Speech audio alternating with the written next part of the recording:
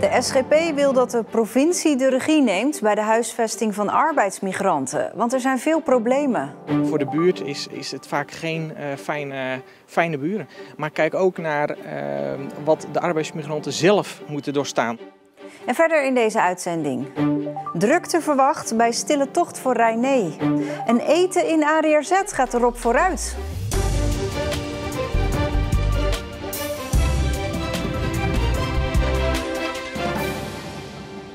Goedenavond. De provincie moet een grotere rol gaan spelen bij de huisvesting van arbeidsmigranten in Zeeland. Dat zegt de SGP-statenfractie die zich zorgen maakt. Arbeidsmigranten worden nu soms in gebrekkige woonruimtes weggestopt. De arbeidsmigranten in dit pand en ook de eigenaar van de woning in Kruiningen willen niet voor de camera. Maar voor de SGP-statenfractie is dit een schoolvoorbeeld van slechte huisvesting van arbeidsmigranten. Veel mensen zullen het beeld waarschijnlijk wel herkennen in hun eigen straat of in hun eigen omgeving. Verloederd pand waar vaak arbeidsmigranten in zitten. Best wel veel mensen in een woning of in een pand. Wat je veel hoort van omwonenden is overlast, geluidsoverlast. Soms ook wel stanken, hygiëne, tuintjes worden niet bijgehouden. Kortom, voor de buurt is het vaak geen fijne buren. Maar kijk ook naar wat de arbeidsmigranten zelf moeten doorstaan. Soms met heel veel mensen in een hele kleine woning. Dat is ook niet goed. De provincie zou de Zeeuwse gemeente wat meer achter hun broek moeten zitten. Om centralere complexen zoals hier in Terneuzen neer te zetten. En de provincie zelf zou volgens de SGP regels moeten versoepelen. Als gemeenten daardoor sneller dit soort complexen kunnen neerzetten. Gemeenten worstelen inderdaad met de opvang van arbeidsmigranten. Hier in Vlissingen komt er een complex op een voormalig sportterrein. Op andere plekken in de stad schiet het niet op na felle protesten van omwonenden. Maar dat betekent niet dat de provincie moet inspringen. Nee, we hebben vanuit de partij Soepel-Grittem en vanuit Vlissingen op dit moment geen behoefte aan hulp van de provincie. Wij zijn van mening dat je juist maatwerk moet leveren en dat op het moment dat de provincie zich ermee gaat bemoeien, dat geldt ook met het Rijk, ja, dan wordt het over de schutting gegooid en dan is de inspraak heel abstract. Dan wordt er niet meer geluisterd naar wat de mensen zelf willen en wat de buurt wil, wat de omgeving wil. Daar hebben wij op dit moment geen behoefte aan. Gemeente en provincie willen wel met elkaar in discussie. Ik zou wel willen weten wat de meerwaarde is van de provincie als ze het naar zich toe gaan trekken. Ja, laat ik eerst gezegd hebben, ik vind het heel goed dat dit initiatief in ieder geval in Vlissingen, waar we nu staan, dat dat in ieder geval doorgaat. En ik hoop dat er echt nog snel meer locaties gaan volgen. Want ik zie in Zeeland dat er heel veel wordt gepraat, maar heel weinig wordt gerealiseerd. Ik ben bang dat als je dat als provincie naar je toe gaat trekken, dat probleem niet op gaat lossen. Dat het alleen maar abstracter gaat worden. Dat je als provincie sta je nog verder van de bevolking af dan als lokale partij. En ik denk dat dat geen meerwaarde heeft. Ja, mijn bedoeling is niet om als provincie te zeggen daar of daar of daar in Vlissingen, daar moet iets komen. In plaats van dat de gemeenteraad dat gaat zeggen. Mijn pleidooi is echt, wat kunnen wij als provincie nog doen om het te versnellen? En als daar bijvoorbeeld provinciale regels veranderd moeten worden om ergens op een locatie iets mogelijk te maken, dan ben ik daar in ieder geval wel heel erg toe bereid. Omdat ik zie dat de komende jaren er alleen maar meer arbeidsmigranten komen, maar nog steeds niet meer locaties. De SGP wil de rol van de provincie bij de huisvesting van arbeidsmigranten dit najaar op de agenda van Provinciale Staten. Morgenavond wordt een stille tocht gehouden voor Rainé Lavijst uit Vlissingen, die vorige week werd doodgestoken.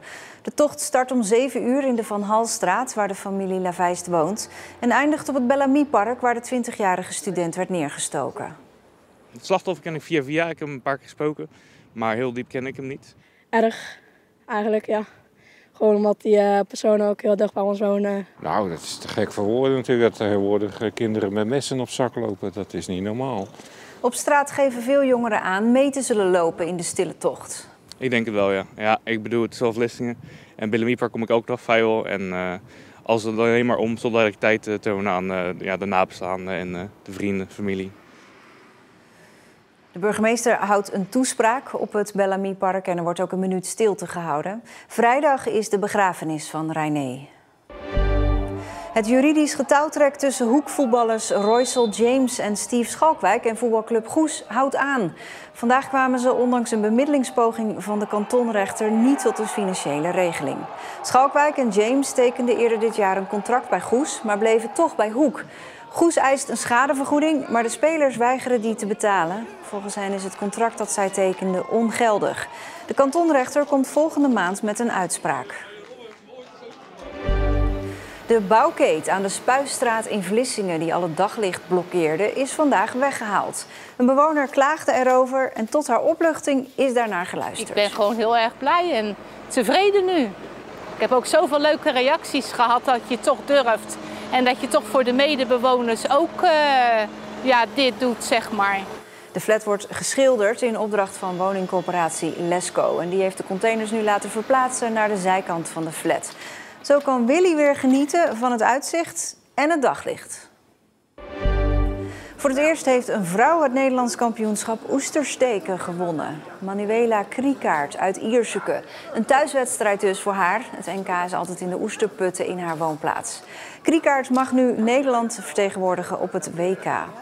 Volgens de organisatie deden er dit keer opvallend veel jongeren mee aan de wedstrijd. Ja, en als je in het ADRZ in Goes ligt, kun je voortaan uitstekend eten. Michelin-ster waardig zelfs. Er staat vanaf morgen een menu op de kaart van sterrenkok Thijs Meliefste van het gelijknamige restaurant in Wolvaartsdijk. Het is even wat anders, een maaltijd ontwikkelen voor het ziekenhuis. En dit is het geworden. Schoolfilet met zeevruchtensaus, daarbij spinazieveenkel en aardappelknolselderij. We hebben een gerecht gemaakt dat eigenlijk een beetje geïnspireerd is op wat wij hier doen. Dus veel vis, schaal- en schelpdieren, met goede, lekkere smaken. Dus we hebben gekeken naar wat kunnen we creëren, wat kunnen we maken en wat is ook haalbaar om het in het ziekenhuis te doen. Zodat je toch, als je daar ligt, een klein beetje van Meliefste meekrijgt. Patiënten kunnen nu elke dag kiezen uit 22 warme gerechten. Van nasi en pasta tot sucadelapjes en omelet. Daar komt vanaf morgen de schoolfilet van Meliefste bij. Ik ben er ontzettend trots op. Waarom? Omdat er nog geen enkele zorginstelling is die dit heeft gedaan. Er is nog geen sterrenchef die is gaan samenwerken met een ziekenhuis. We kennen het bijvoorbeeld wel vanuit de business class in de luchtvaart, waar dat gebeurd is. Maar dat we dat nu naar de zorg kunnen brengen, ja, dat maakt me echt ontzettend trots. Goedenavond. Patiënten zijn tevreden, maar het ziekenhuis wilde meer. Onze voornaamste eis was dat het een Zeeuws gerecht was, dat dat herkend zou worden en dat er voldoende groente in zou zitten. En verder hebben wij vertrouwd op de creativiteit van Thijs Meliefste. Waarom schoolfilet? Dat is een lokale vis, mooi product en gezond. Vindt u dat belangrijk dat het eten goed is? Ik wel. Ik vind dat is heel belangrijk voor je eigen, ook als je niet lekker bent. Hoe vindt u dat het smaakt vandaag? Het is heerlijk eten. Elke keer weer, ja. Je hebt zoveel menus en je kan kiezen wat je wil. Ik vond het een heel mooi initiatief, want het minste wat wij kunnen doen voor hun is zorgen dat ze, als ze in de lappenmand liggen, dat ze in ieder geval een lekkere maaltijd hebben. De ziekenhuismaaltijd is gebaseerd op de gerechten van het sterrenrestaurant in Wolvaartsdijk. Maar die condities zijn in een ziekenhuiskeuken niet haalbaar. Het niveau is wel anders, maar dat geeft ook helemaal niet. Het gaat om de smaak. Als u nou zou kunnen kiezen voor een maaltijd door een sterrenkok, zou u daar dan voor kiezen? Nee, dan neem ik dit liever. Ja. Toch wel? Ja, vind ik lekkerder. Zit lekker smaak aan gehakt en alles. Dat vind ik heerlijk. Daar heb ik tenminste smaak aan. Misschien wel. Ja, dat is weer eens wat bijzonders. Want dat heb je niet elke dag, hè? Dus dat zou wel prettig zijn. Ja. Patiënten kunnen de schoolfilet van Meliefste de komende maanden bestellen. Als het een succes wordt, willen het ziekenhuis en de sterkok samen een tweede menu op de kaart zetten. De dag begon grijs, maar droog. Af en toe brak er een zonnetje door, maar vanmiddag werd het donkerder en viel lokaal al wat regen. Vanavond vallen op meer plekken buien. Het werd vandaag 21 à 22 graden. Morgen wordt het iets koeler. Verder af en toe zon en een enkele bui. En de dagen erna veel wind, veel buien en lagere temperaturen. Herfst. Tot zover Zeeland Nu. Fijne avond.